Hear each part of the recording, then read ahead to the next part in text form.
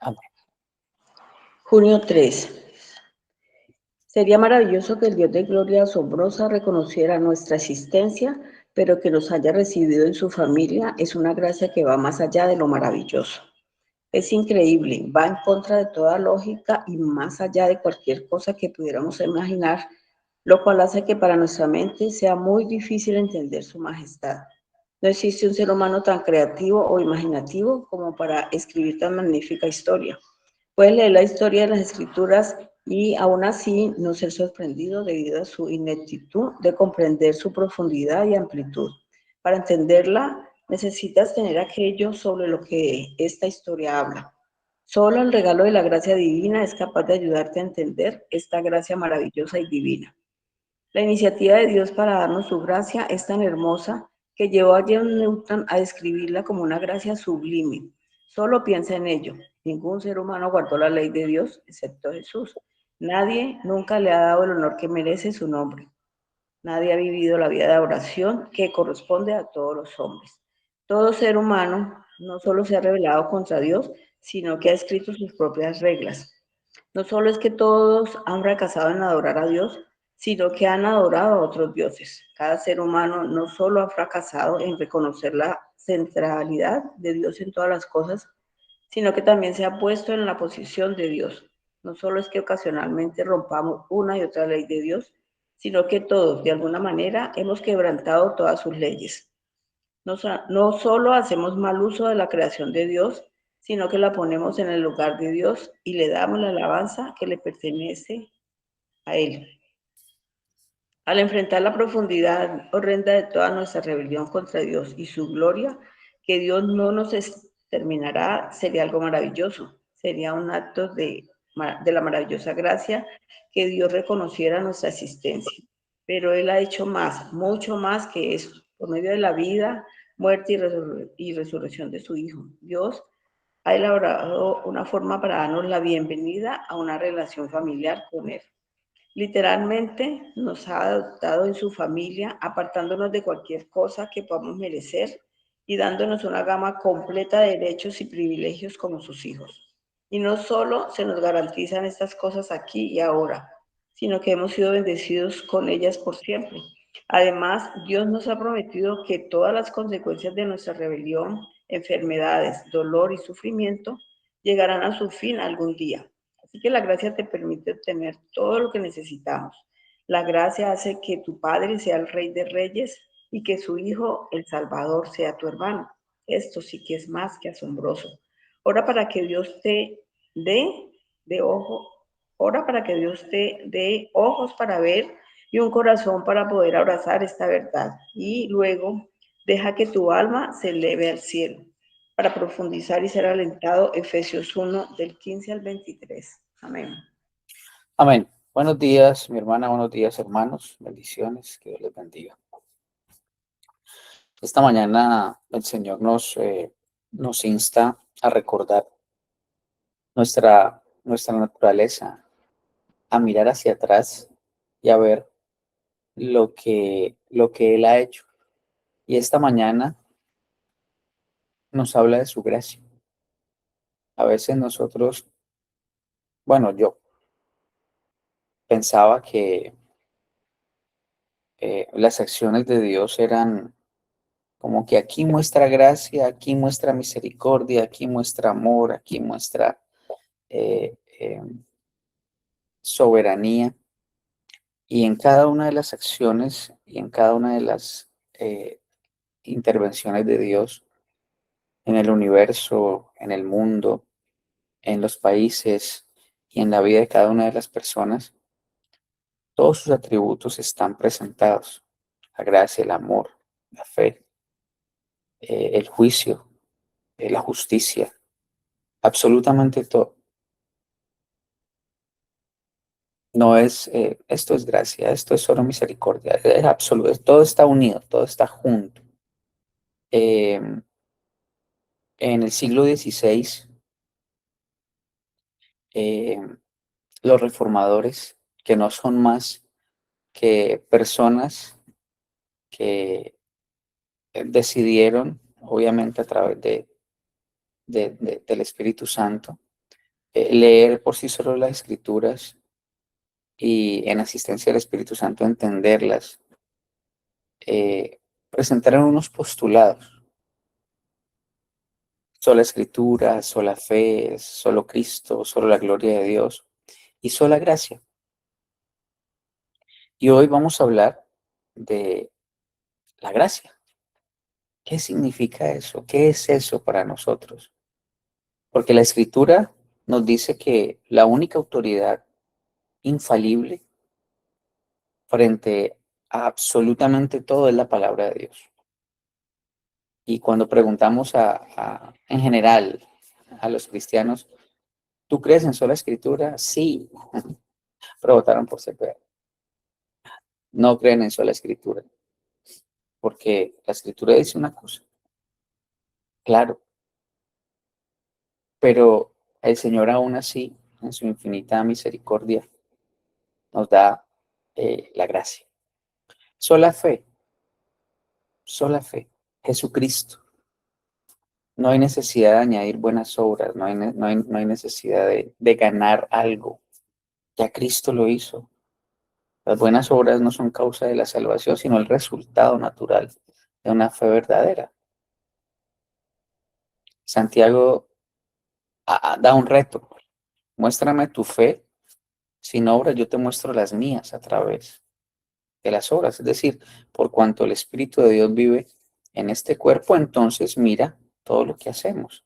Y es coherente con la Escritura. Solo Cristo, el único mediador, el único que merece la gloria, la honra. Ningún líder, ningún santo, ninguna institución tiene el poder de interceder por los creyentes. La salvación se encuentra exclusivamente en el sacrificio, la resurrección, la vida y obra de Jesús. Y sólido gloria, toda la gloria por la salvación en nuestras vidas debe ser únicamente para Dios. Ninguna persona, santo, organización eclesiástica debe recibir adoración, honor, crédito. Debemos poner nuestra fe en ellos, nuestra esperanza en ellos.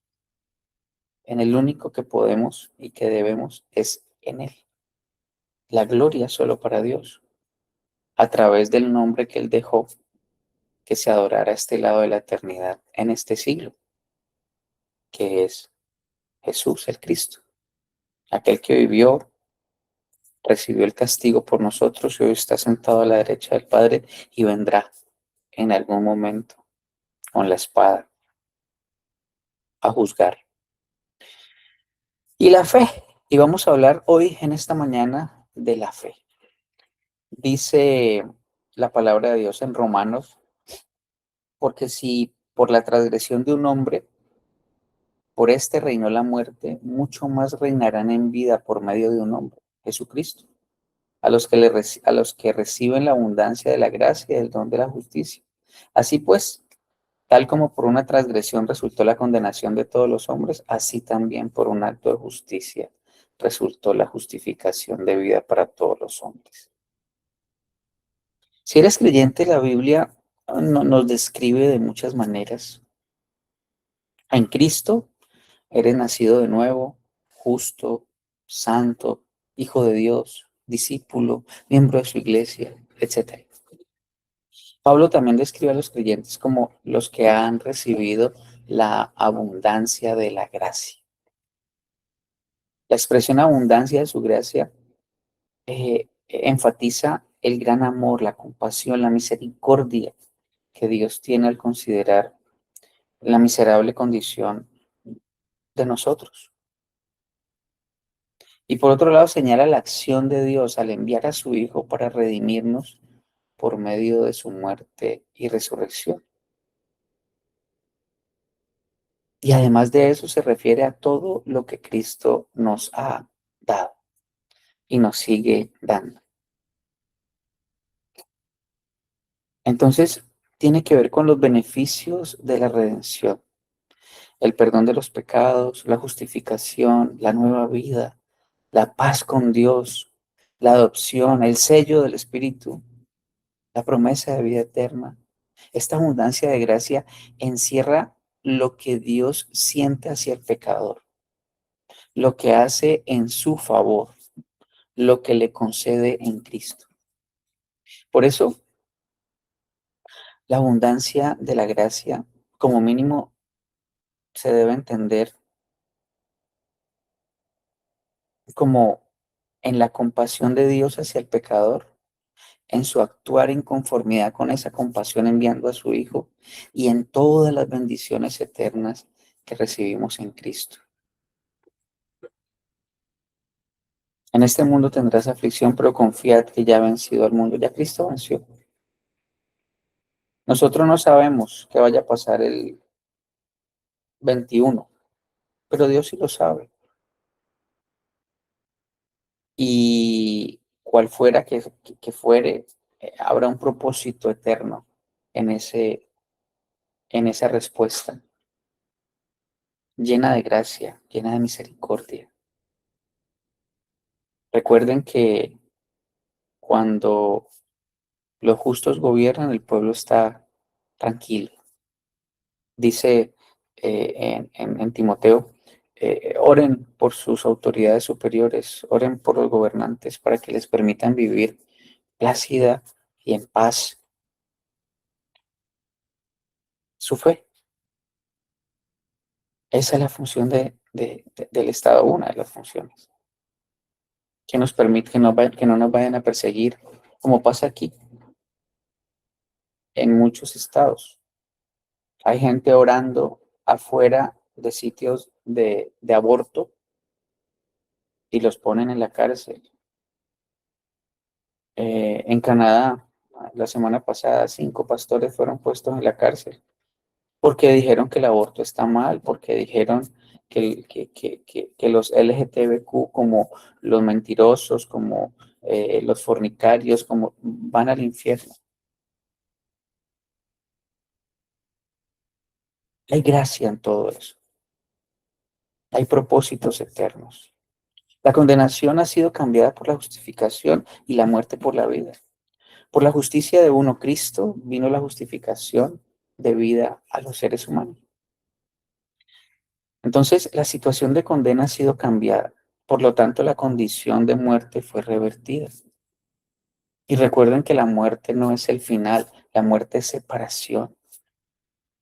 Ya no estamos separados de Dios. Ya estamos reconciliados en Cristo, con Él nuevamente. Y Él lo hizo todo. Entonces, estamos en una situación totalmente nueva y por eso tenemos esperanza. Por eso sabemos que las situaciones difíciles que vivimos a este lado de la eternidad están bien,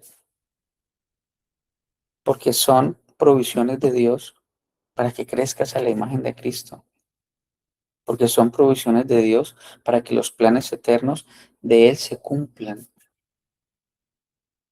caminando a la venida de nuestro Señor.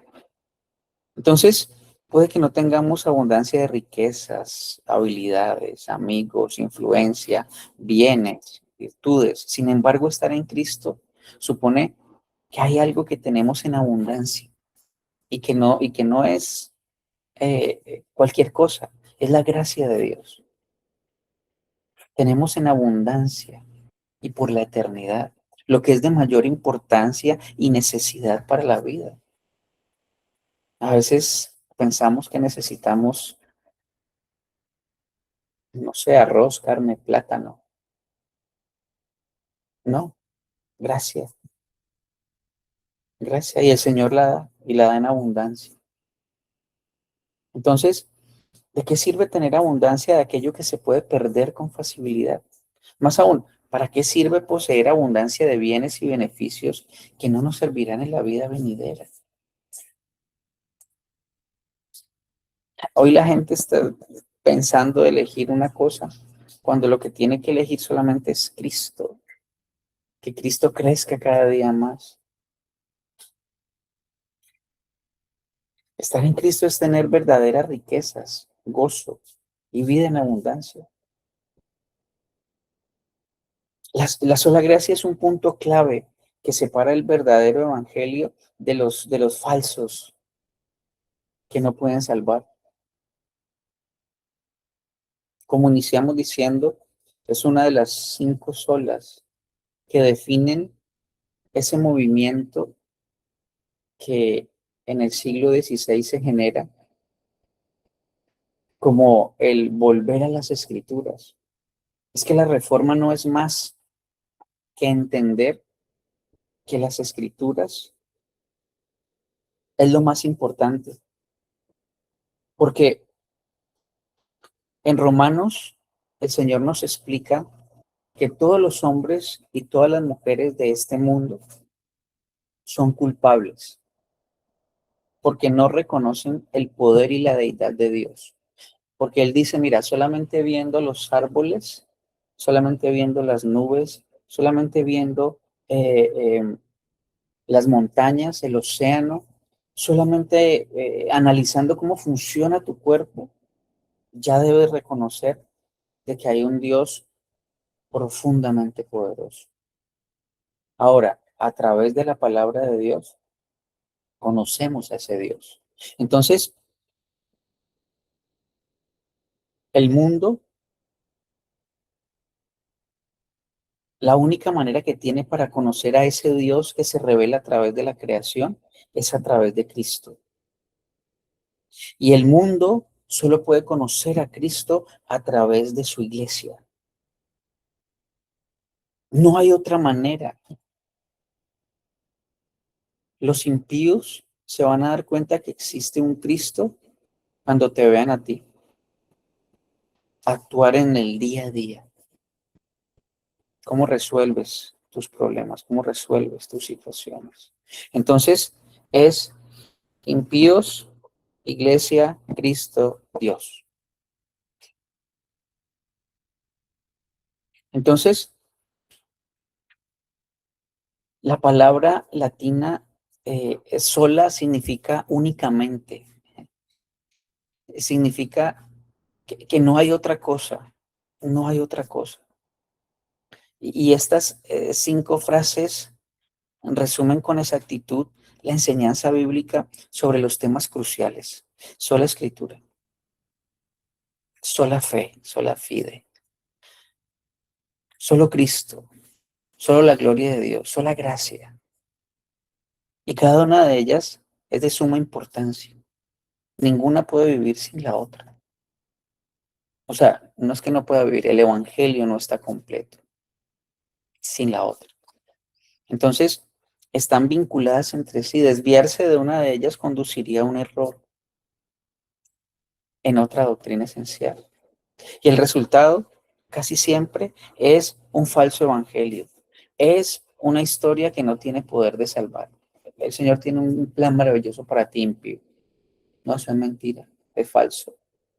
El único plan que tiene Dios para los impíos es el infierno.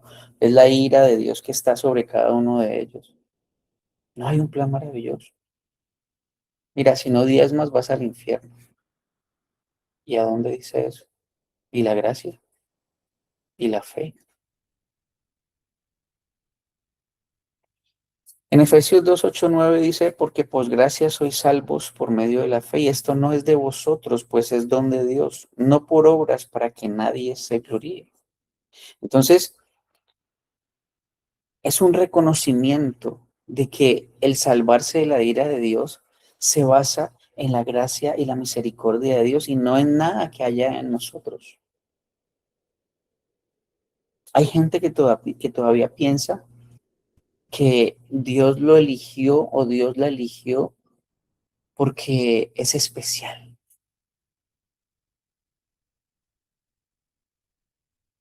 Y la palabra de Dios y la gracia y la misericordia nos muestra algo totalmente diferente.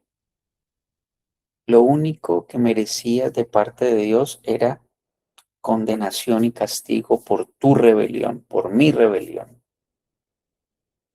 Y eso nos lleva a la humildad. Eso nos lleva a entender lo que está pasando en el mundo. Eso nos lleva a entender por qué esto, por qué aquello, y nos lleva a confiar en que eso, aquello, obra para bien, obra para la extensión del reino. Entonces, la Biblia dice que nuestros corazones son engañosos, desesperadamente perversos, en Jeremías 17:9. Dice, no te confíes en tu propia opinión. No, es que yo creo, no, lo que tú crees no importa, lo que tú crees es basura, son trapos de inmundicia. Es lo que dice Dios, punto. Si ese es tu pensamiento, vas a estar bien. Si no es tu pensamiento, vas a seguir dando tumbos, te vas a seguir golpeando contra este mundo, contra la misma piedra que es Cristo. Y la palabra de Dios dice que no hay nada peor que dar cosas contra el aguijón.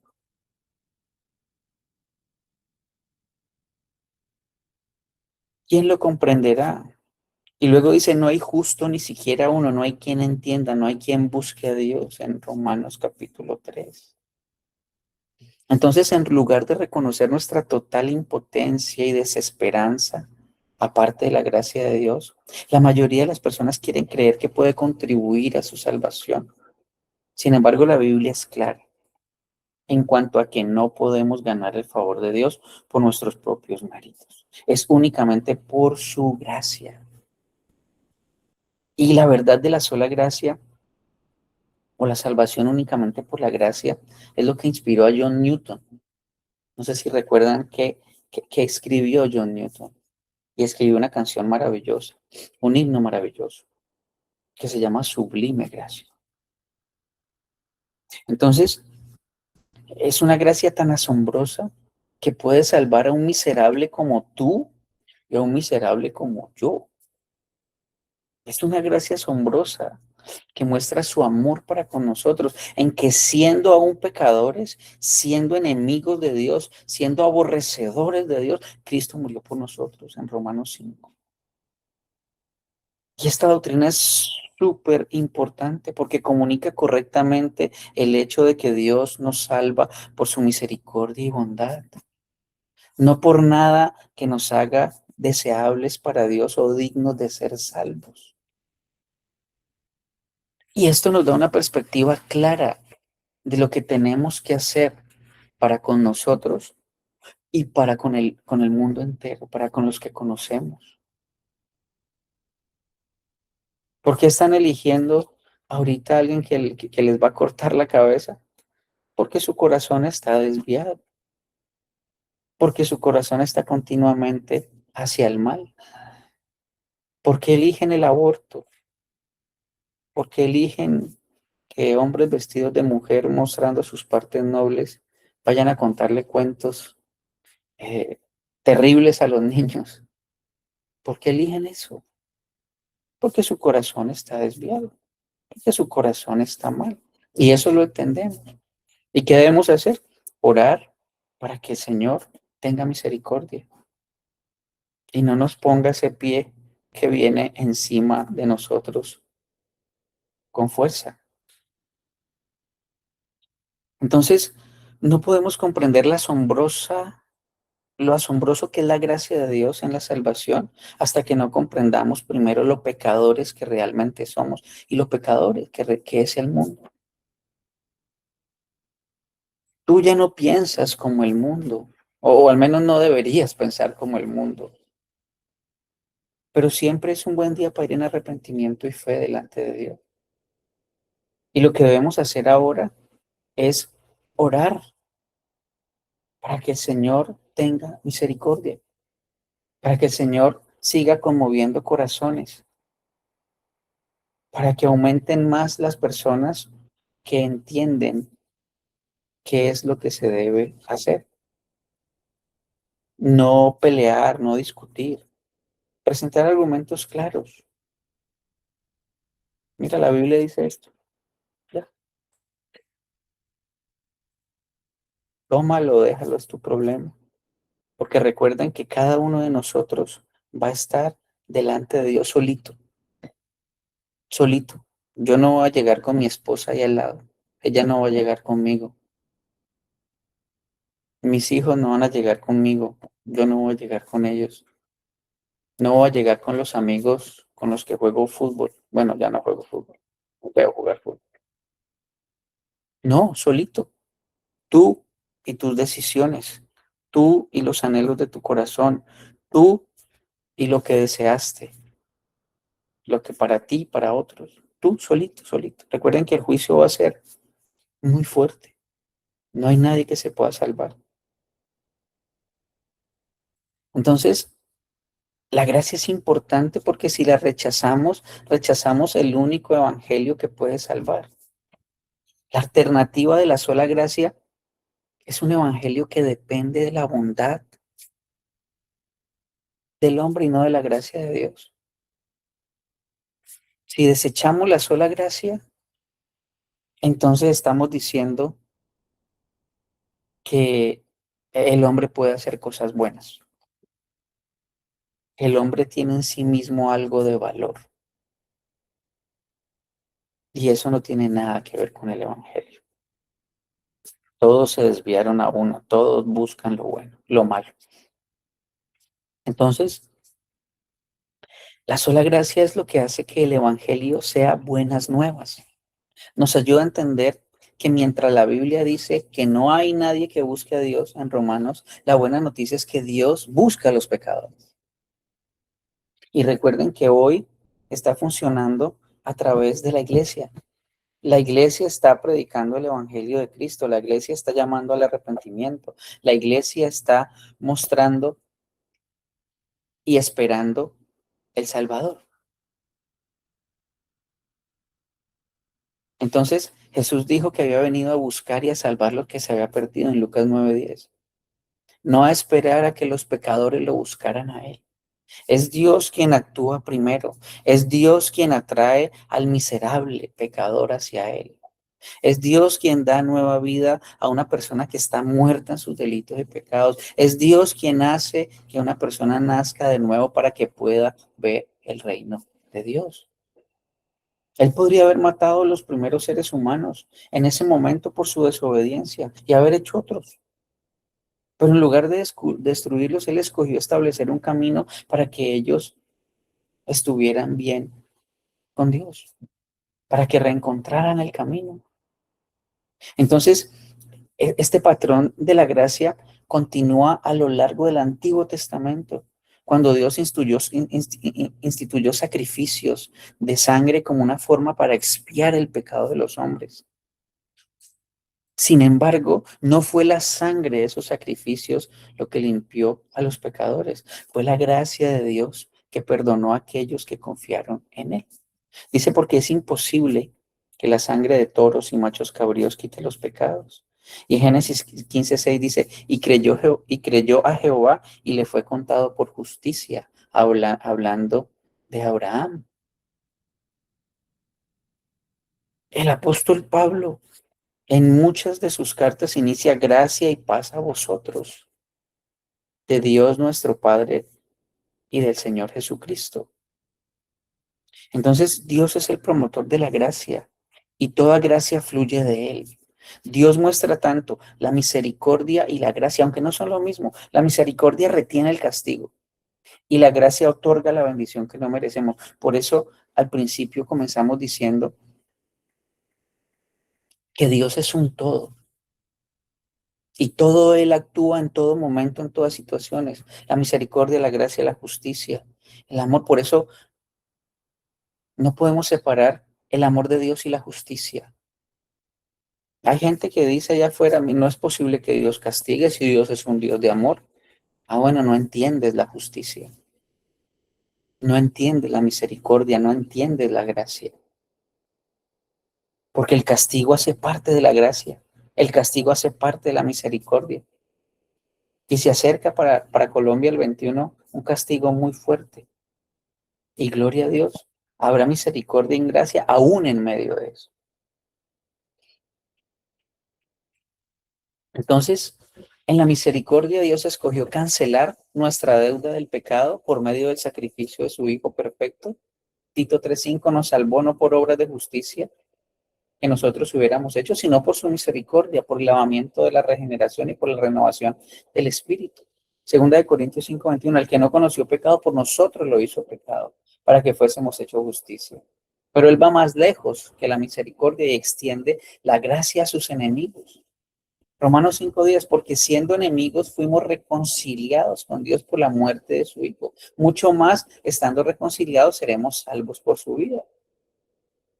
Nos ofrece el perdón, Hebreos 8:12, porque seré propicio a sus injusticias y nunca más me acordaré de sus pecados.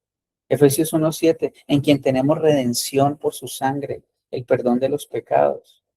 Colosenses 1, por cuanto agradó al Padre que en él habitase toda la plenitud y por medio de él reconciliar todas las cosas, así las de la tierra como las de los cielos, haciendo paz mediante la sangre de su cruz.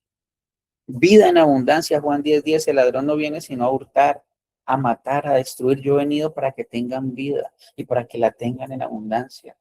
Tesoro eterno, otra gracia. Vended lo que poseéis, haceos bolsas que no se envejezcan, tesoros en los cielos que no se agoten, donde el ladrón no llega ni la polilla destruye. Gracia al Espíritu Santo, pues si vosotros siendo malos sabéis dar buenas dádivas a vuestros hijos, cuánto más vuestro Padre Celestial dará el Espíritu Santo a los que se lo pidan.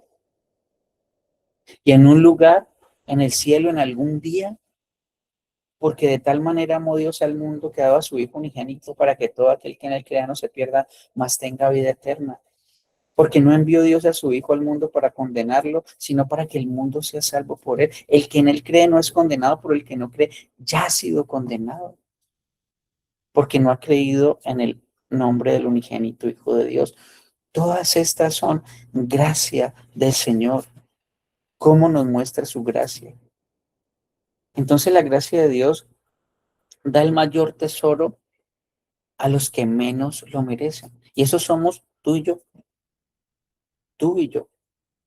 Entonces, de acuerdo con lo que Pablo escribió, la transformación de vida que experimenta el cristiano va de la mano con su expectativa en el inminente retorno de Cristo. Pablo dice que la gracia de Dios se ha manifestado y nos enseña a vivir de forma piadosa, pero a la vez hace que el cristiano esté aguardando la esperanza bienaventurada y la manifestación de la gloria de nuestro gran Salvador, el Señor Jesucristo. En Tito 2:13.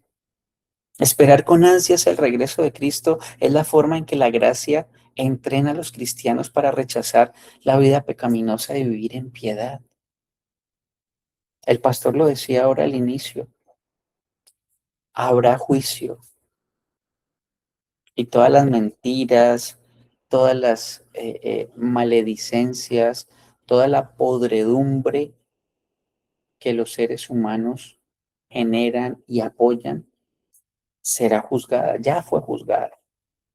Solamente que el castigo viene y viene pronto.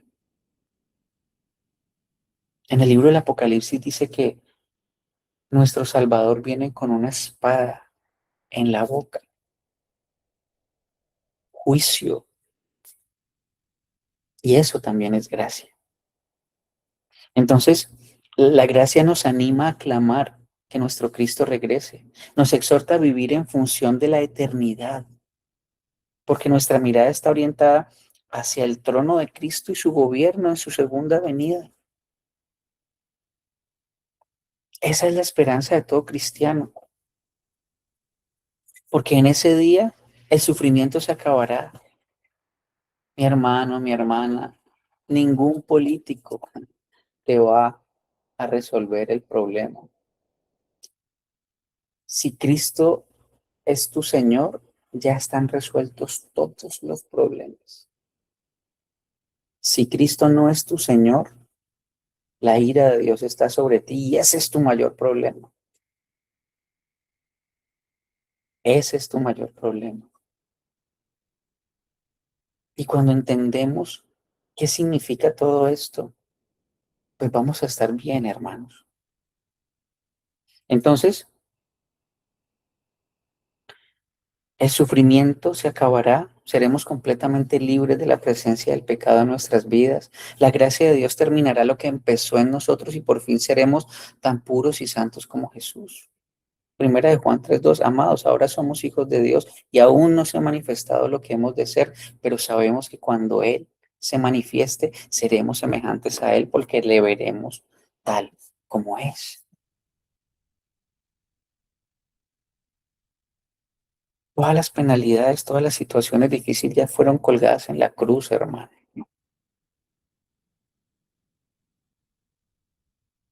Ahorita es vivir por principios. Ahorita es vivir con profundo agradecimiento de lo que Dios hizo por nosotros. Dice en Eclesiastés, es mejor el final del negocio que el principio del negocio. Y ya al final lo conocemos, mi hermano. Cristo regresa en gloria. Ese es el mejor final. Y ya conocemos que tu vida y mi vida fue redimida por la sangre de Cristo, por la gracia de Dios. Dice Romanos 8:29 y 30, porque a los que antes conoció, los predestinó para que fueran hechos conforme a la imagen de su Hijo, para que Él sea el primogénito entre muchos hermanos. Y a los que predestinó, también llamó, y a los que llamó, también justificó, a los que justificó, también glorificó. Qué grandioso, qué maravilloso es saber que esa gracia nos permitirá disfrutar del gozo de ver a Cristo personalmente y de estar con Él por sécula seculón, por toda la eternidad. Apocalipsis 22:3-4 dice, cuando llegue ese día no habrá más llanto, ni clamor, ni dolor. Cristo será nuestra luz y estaremos con Él por siempre. Por lo tanto, ante las tragedias y desaciertos que vivimos hoy, podemos descansar en las promesas de su regreso y en nuestra glorificación. No hay ningún hombre que enderece todo esto, hermanos. Entiendan, no hay, no existe un Salvador diferente a Cristo. Las concupiscencias de nuestro corazón son las que hacen que tomemos malas decisiones, que en general nuestra economía no esté bien. Un ejemplo es mi padre. Mi padre hoy debería estar descansando tranquilo, pero en sus años, el licor, las, eh, lo pasajero, consumió mucho de sus recursos. ¿Y es culpa de Dios? No, no es culpa de Dios. ¿Es culpa del sistema capitalista? No, no es culpa del sistema capitalista. Son las concupiscencias de su corazón que lo llevaron a hacer lo que no tenía que hacer, cuando no lo tenía que hacer. Y nosotros estamos exactamente en el mismo lugar. Entonces, ante las tragedias, desaciertos que vivimos hoy, podemos descansar en la promesa de su regreso, nuestra glorificación, encontrar aliento y esperanza en medio del caos. El Dios que mostró su gracia al rescatarnos es el Dios que promete seguir mostrándola por la eternidad, mi hermano. En nuestro devocional nos invita a leer Efesios 15, dice, para que el Dios de nuestro Señor Jesucristo, el Padre de la gloria, os dé espíritu de sabiduría y de revelación en el conocimiento de Él, alumbrando los ojos de vuestro entendimiento para que sepáis cuál es la esperanza a que Él os ha llamado y cuál es la riqueza de gloria de su herencia en los santos y cuál la supereminente grandeza de su poder para con nosotros los que creemos según la operación del poder de su fuerza. Y esta es una hermosa oración que el apóstol Pablo nos presenta y nos agradece por la gracia de Dios, por la gracia de Dios en nosotros. Y él Y Él pide a Dios que nos dé sabiduría para entender la esperanza de su llamado y la inmensa grandeza de su poder. Y también nos enseña que solamente podemos entender su palabra y lo que está pasando solamente por gracia. Cuando hay gente que no entiende, que tú le hablas y no entiende, es porque quizás sus ojos están cerrados, porque quizá el Espíritu Santo no vive allí. Y hay que seguir orando y hay que seguir presentándole la palabra de Dios. Cristo tiene autoridad absoluta sobre el universo entero. Y en Cristo Jesús hay una estrecha y vital conexión entre Él y nosotros. La manera en que Jesús se revela al mundo es a través de ti, a través de mí, a través de su iglesia. Entonces, dice John Newton, sublime gracia del Señor, que a mí, pecador, salvó, fui ciego, mas ahora miro yo, perdido y Él me amó. En los peligros o aflicciones que he tenido aquí, su gracia siempre me libró y me guiará feliz. Hermano, déjate guiar por el Señor.